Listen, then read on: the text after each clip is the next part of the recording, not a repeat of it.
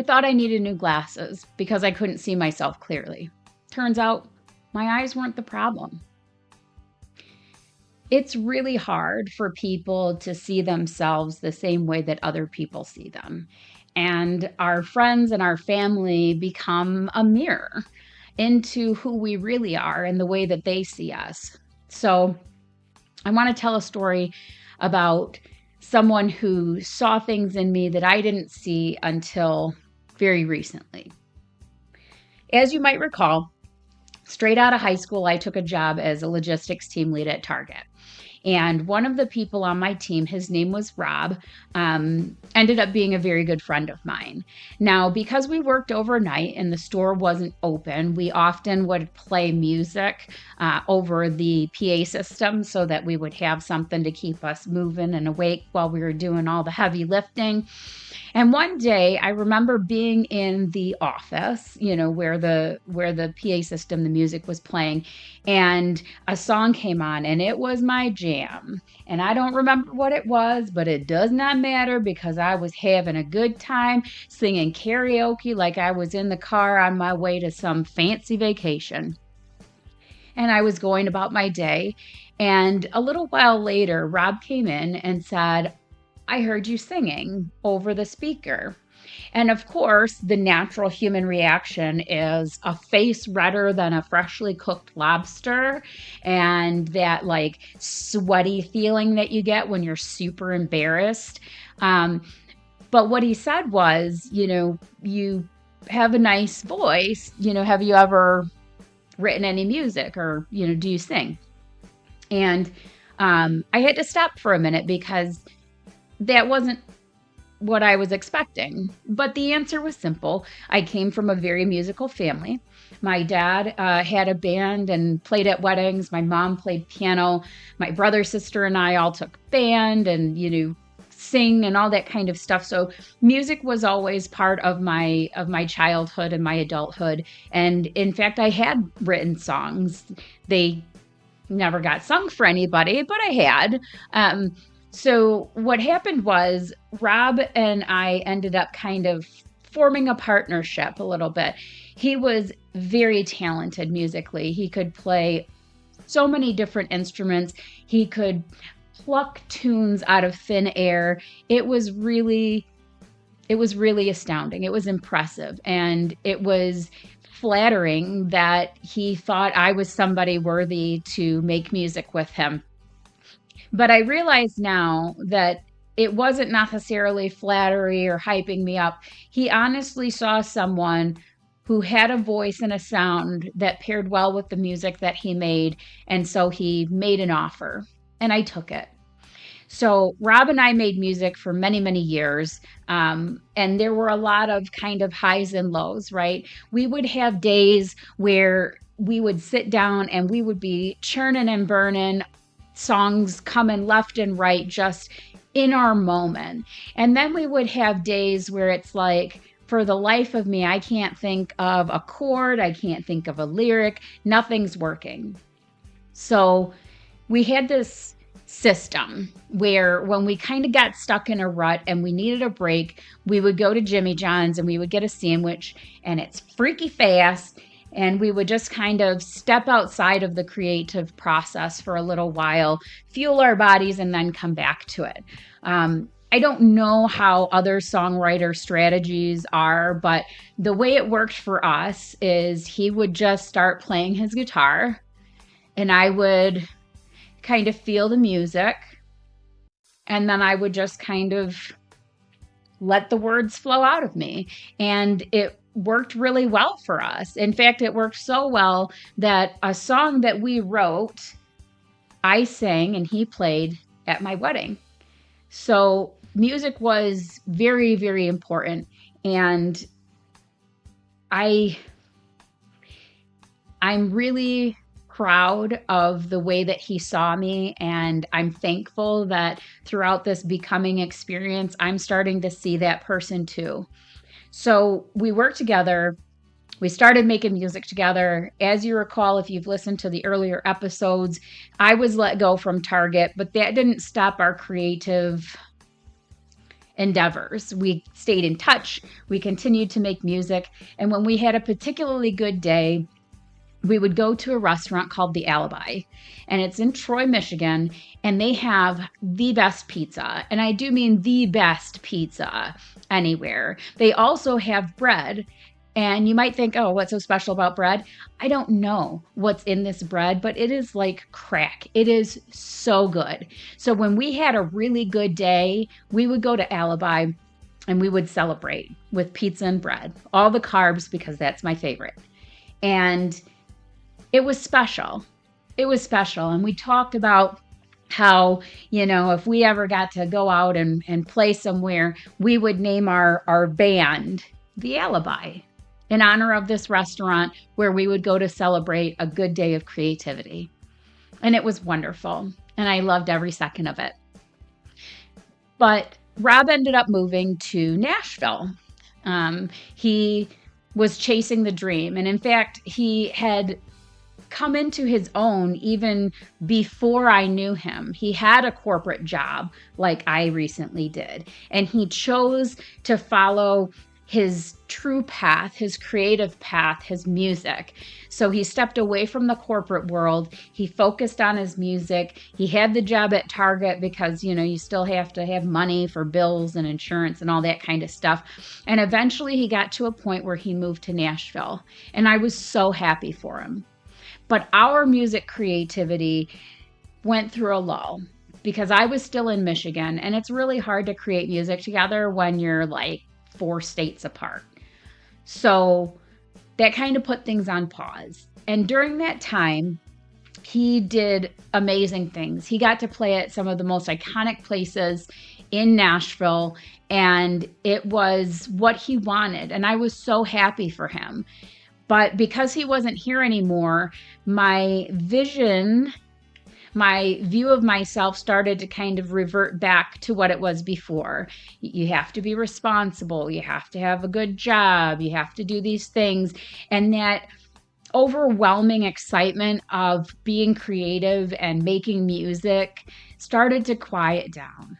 Well, in 2019, I believe, I was invited down to Nashville for a long weekend. Rob was living with another friend of ours who had also worked at Target, and I was lucky enough to be able to stay with them while I was there. And it was like riding a bike. We got together, we sang some of the songs we had already written. We started talking about the other songs we wanted to write. We were brainstorming songs that we could sing in an open mic night or, something like that. And all of the excitement and all of the creativity and all of the things that I loved that he saw in me started to come back. And it was great. And we had a great weekend.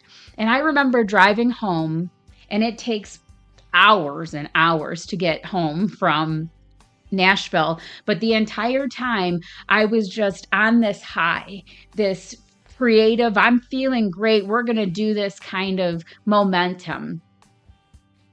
And then COVID happens.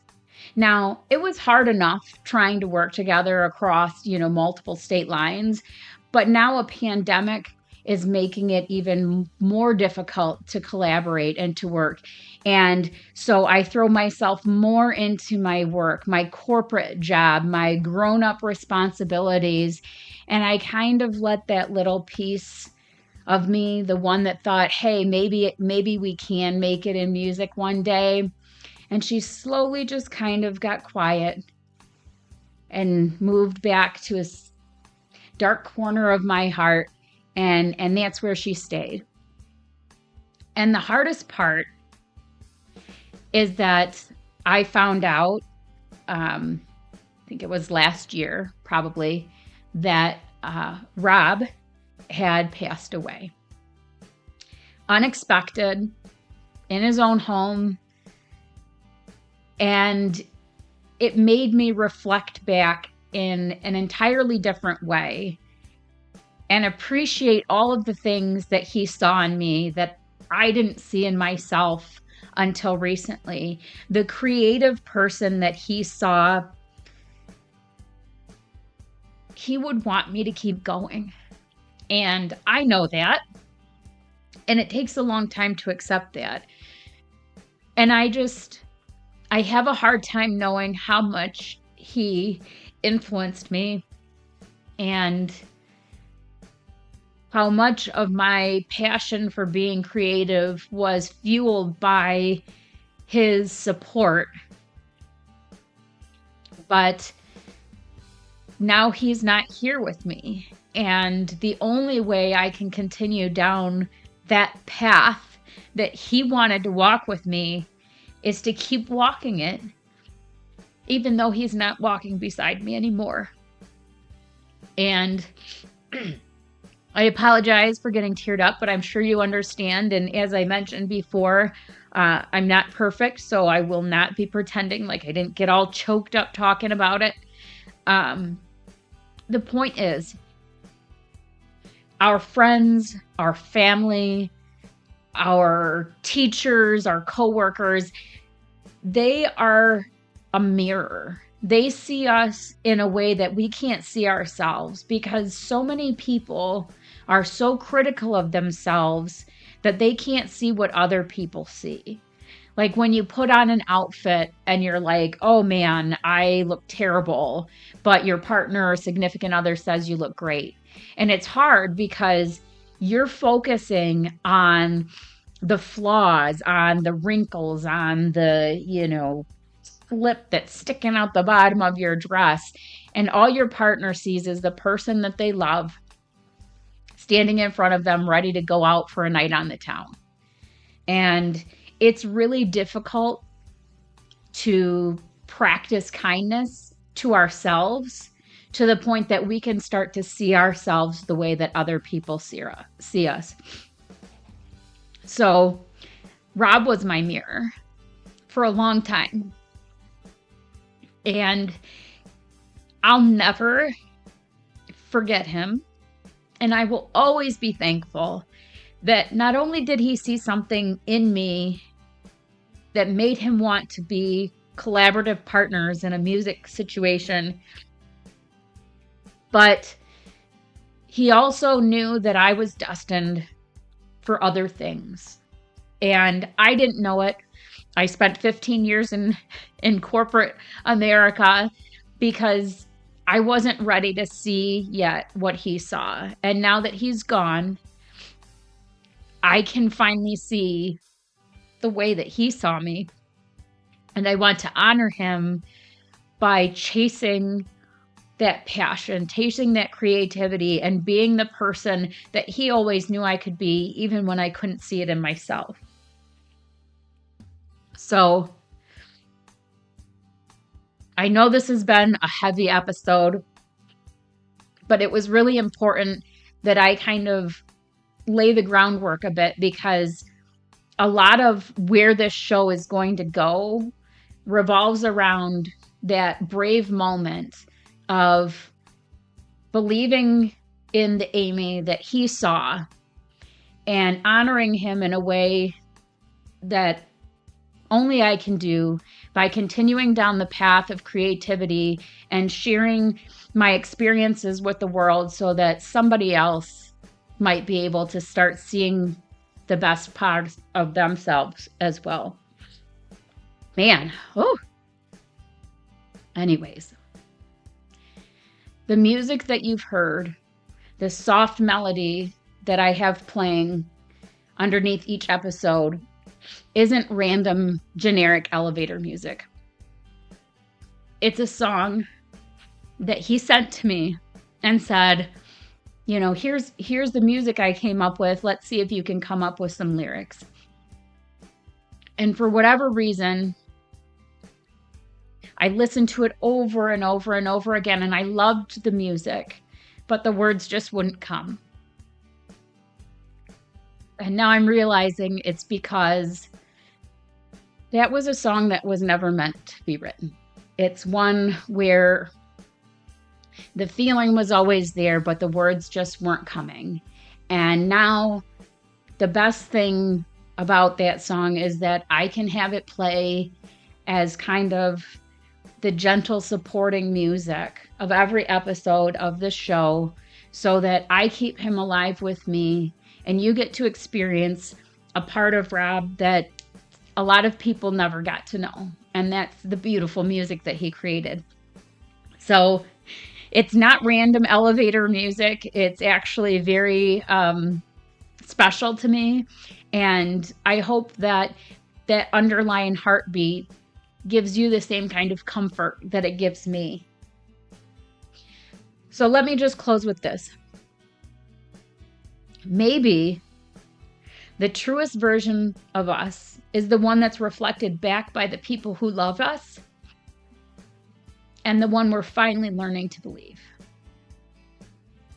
So go about the rest of your day and try to see yourself through your eyes of your loved ones, because they can see parts of you that you can't see for yourself.